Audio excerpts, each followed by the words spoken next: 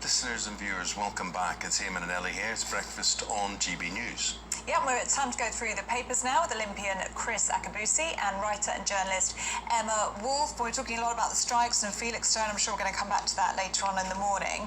We're looking at some different stories now. Chris, should we start with you and the front of the Mail? New blood test described as the holy grail in the fight against cancer. Yeah. A bit more. Yes. So right now there's this new blood called the Gallery test, which helps pick up strands of DNA and will show exactly where the cancer lies. And the idea is 140,000 people on the trial at the moment, and the idea is that if you go and you take this test, that you get early warning and therefore can be treated. And the idea, they think that about 10% have a 10% success rate sort of preventing further cancers, and we may be able to detect 50 types of cancers in early stages. Thank goodness. I hate cancer. I hate the sound of it. I hate the word. I have a description for it, you know, which I can't say on television, but it is a hateful. Well, and it's indiscriminate, and at any age group, you know, young people in their 30s.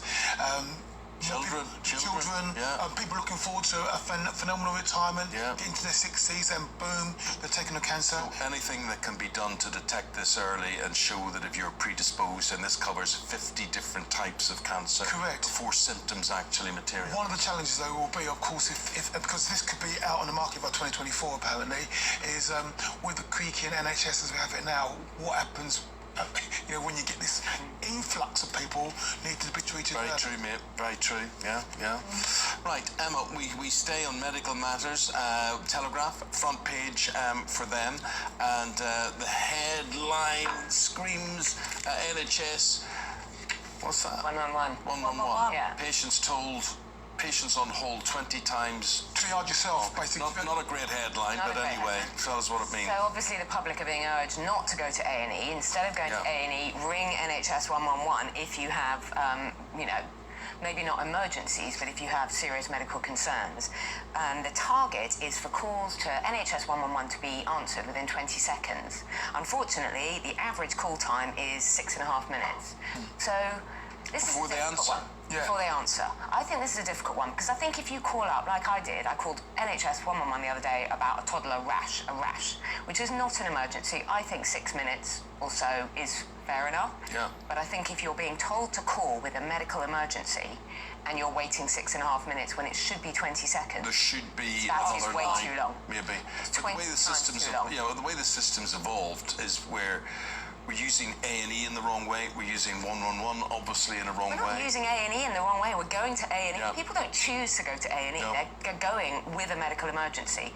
And as Ellie and I were talking about just before, you just wait and wait and wait. People are waiting hours and hours in accident emergencies. Yeah. You don't choose to go there for fun. Yeah. There are people that end up... What I never understand about A&E is if it is the point of entry into the system, and if your injury or whatever's wrong, your illness is at its most acute, why isn't it funded and staffed much greater than it is? That's the serious bit. And the difficulty of getting GP appointments, which is funneling people to their hospitals. You do go to A&E and you see people that aren't obviously in an emergency. Maybe they've sprained their ankle or something, so they're in pain or whatever, but perhaps they shouldn't be at an emergency. I think it's a really difficult, but we have a crisis across the NHS. Also, if you go to A&E, then you know that you're going to be waiting 6 or 7 hours if you go to A&E. If you call an ambulance and you're taken to A&E, you're seen much quicker and you have to find the queue. Yeah, but if you get an ambulance, that is, mate. But of course, many ambulances now, they're stacked up outside, waiting their turn to go into A&E. So, I mean, we are in a real challenging scenario. The issue is as well, I think it's where this story comes in, is the point of entry has changed. It used to be A&E, but now, the latest reports we were saying about, it's something like 12 hours wait sometimes in an A&E to be seen. So that's why you're encouraged just to get on the phone to 111 to see if you need to be in an A&E. Exactly. Then that's got a delay of 6.5 minutes. serious, and if you're in a medical emergency, that's serious. Exactly. That point and of have entry you ever is- tried just to ring your surgery in the morning at 8 o'clock when the whole country is told to ring up for an emergency, for an important appointment? You can't get through because the entire country's trying to get through. So I think if we could sort out the primary care as well, that would really help relieve the pressure. Okay, guys, let's move on now to examination results. This is front page of the Times, and it's about GCSE results. Yeah, so the GCSE results are due out Thursday, and what they're predicting is that boys will fall behind the girls due to the effects of having to have studied in lockdown. And the idea purported here is that boys were more likely through lockdown to Be distracted by... playing a PlayStation and do their war games, while girls are more consequential and got stuck in. And this is actually my experience. My daughter plays on her phone as much as my son, but when she had to apply herself to study, she did so. My son was more ingenuitive and logged on and tried to show that he was present whilst in class, and then with his mates offline were playing their games. Now he's got back on the wagon again, but I think for me it's very, very clear that we should never have a lockdown again, but if we did, schools must be exempt, and somehow boys need to be in front of a structured scenario in order to learn, and they will focus, or he certainly will focus, whereas girls are able to recognise, put my game aside, do my school, now it's break, get back to my game. I know it's a massive generalisation, but that's my experience. Well, let's test. We have two girls in the studio. Let's just see, Miss Ellie. First of all, do you identify with any of that? I think it's going to be really interesting to see what happens on Thursday, because these are kids that have had to self-teach and, as you're saying, Chris, focus themselves for 2 years. And I think it will be interesting to see what the divide is between boys and girls. I love to study, I love to score.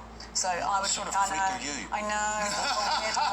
Even now I really like reading and being across things, but no, I really liked it. But my brother, if he wasn't in a class, my goodness, you want to see the outcome. Well, look, it's not news that if you spend more time playing on your computer game and your PlayStation, you're not going to do as well in your exams. I think it's well known as well that girls, teenage girls, younger sort of females at a younger age tend to be better at independent study. They tend to mature earlier, whereas at university it tends to be men that do better, that come out with higher degrees. So it's a really interesting divide. But I think, of course, teenage boys, younger boys, it's really difficult to get them learning on their own and to keep that going when they don't have a teacher or a parent, spoon feeding them and encouraging them. Especially when the peer pressure is to go and play. Go and play. Girls do tend to be more responsible and more motivated at a younger age. But the Times blames PlayStation here, and it's saying that that's why girls are going to beat boys, because the boys are all on PlayStation.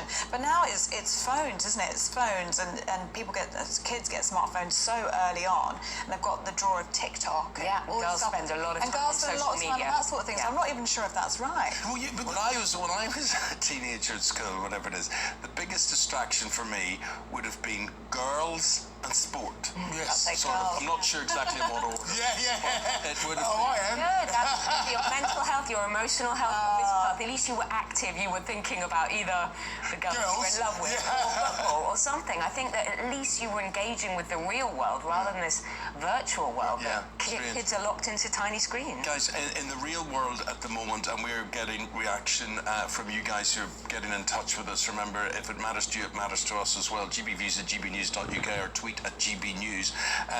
David says strike fever. We're talking about the strike. You're waking up to the news that there's going to be 8 days of strikes at Felixstowe docks. Half of all containers in the country come through Felixstowe. Strike fever is intolerable. It's happening everywhere. We can't have the unions dictating to the government and holding the country to ransom like they did in the 70s. Well, au contraire, it looks as though it's happening. We're all frustrated with the country's problems, but we need to pull together and get out of this mess. A very small minority are blackmailing a very large majority, says Rob. You see, well, that's not... You see, what I wanted to say to you, Yeah. people are feeling the pinch. People are, they're definitely at least 10% down, at least 10% down in their income.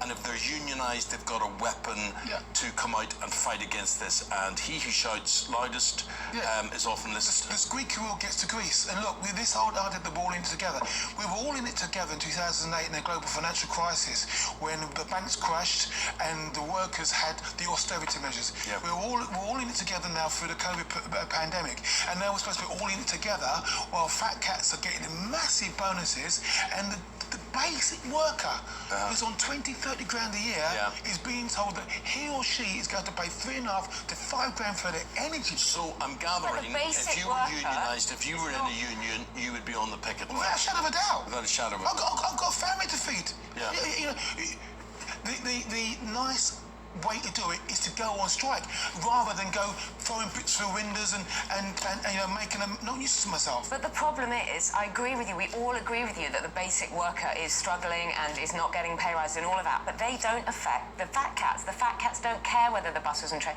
they're not bothered, they can jump in a cab. The basic worker who's coming out on strike is affecting the other basic workers, is affecting the rest of us. Thanks. Your views, the guys are going to be back in 40 minutes time. Keep in touch. We're